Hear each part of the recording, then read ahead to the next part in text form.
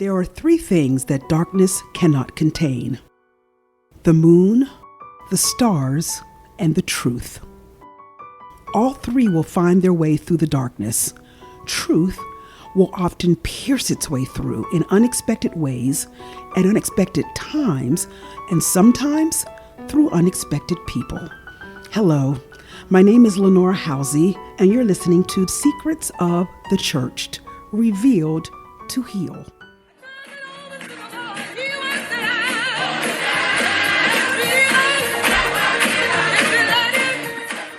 Thank you for tuning into this podcast. Your response to my story and my path to truth has been overwhelming, and I thank you. Now, if you haven't listened to the previous episodes yet, please do so.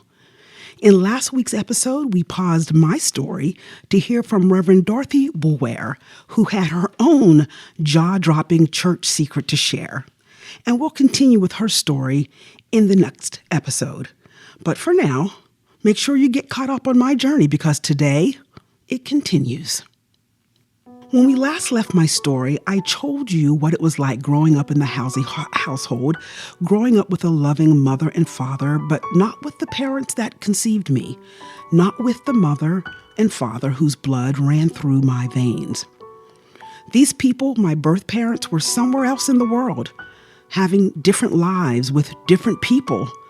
They were going about their jobs, their family lives, their church lives for sure, while all along hiding a big secret, hiding me.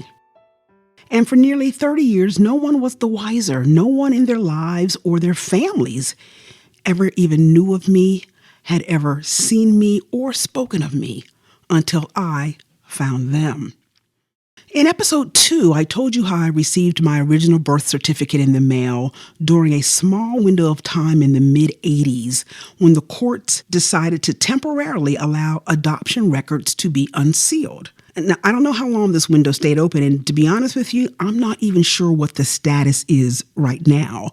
But back then, that window stayed open long enough for me to find out who I really was and to find out the name I was given at my birth, Rochelle Thompson. This birth certificate also listed my mother's maiden name and her date of birth. And it was the first time in my life that I realized that my birth mother was not a teenager who was too young to take care of me. That had been my own made-for-TV fantasy, but a fantasy was all it would turn out to be. My birth mother was in fact a young adult woman, 23 years old to be exact. But yet she made the decision to give me up for adoption.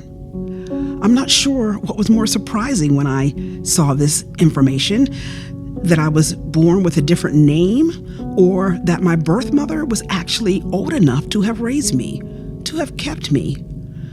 Now the question became, why didn't she? Now let me be clear. I didn't then and I don't now hold any resentment towards my birth mother for making the decision to give me up for adoption.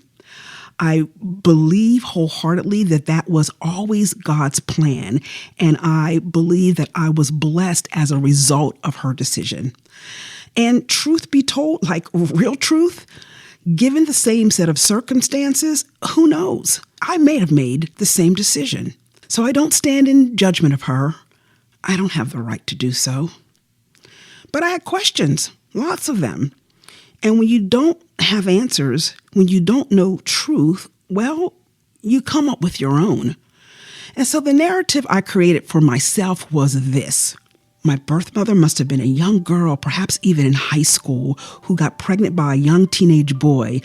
Maybe he was her first love. And together, along with their parents, when they sat down and told them that she was pregnant, they decided that this baby that she was carrying, me, would be better off raised by an older and married couple, people married to each other, that is, by people who were in the position to take better care of me than they could.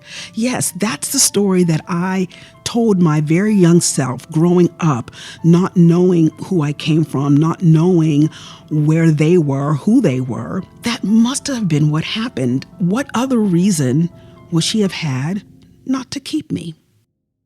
Who knew that all it would take was one tiny yellow and blue document to reveal so much, yet at the same time raise so many other questions. Because here's the real story. My mother was 23. My father was listed as unknown. So what really happened? What circumstances could have forced a mother, a 23-year-old woman, to decide not to keep her child? I began to think the worst. Had she been raped? Perhaps that would explain why my father's name wasn't listed. These were the kind of thoughts that were going through my mind. So many questions, so few answers. So I left it alone. For years, I'm not sure why or how I was able to keep my curiosity from getting the best of me, but for some reason, and despite all of the shocking revelation this document contained, I put this birth certificate away, essentially sealing it once again until the time was right for the next truth to be revealed. And then the time was right. At some point, perhaps a year after getting this life-changing document in the mail, my curiosity did start getting the best of me. I started to feel this need, an urging, if you will, to find my birth mother, to find this woman who carried me in her womb for 9 months, but for reasons not yet known to me at the time, could not keep me in her life. I had a lot of questions. I needed answers. So I went on a search in pursuit of them. Now, based on the information found on my original birth certificate, I made a few assumptions. Number one, my birth mother was most likely not married when I was born, the biggest clue being that my father's name was listed as unknown. Secondly, my mother's age, which was 23, as I've said, and given the times that I was born into, I made the assumption that she most likely got married after my birth. I mean, let's face it, most young women in those days did not stay single for long.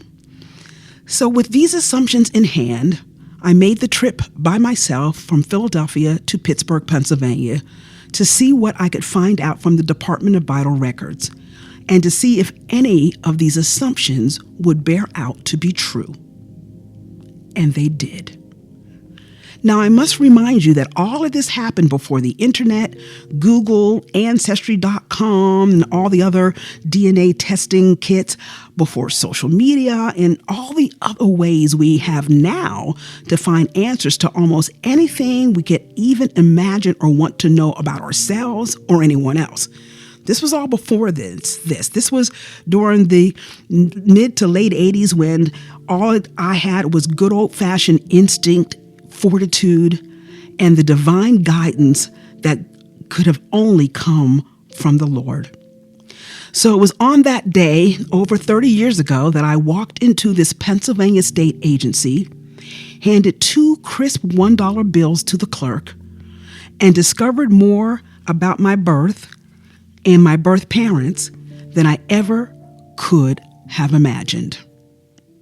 Stay tuned for new episodes of this podcast every Friday and learn from me and others how truth uncovered a generation of secrets that had begun and were buried in the church, and how that truth brought me face to face with the 2 people who thought they'd never see me again.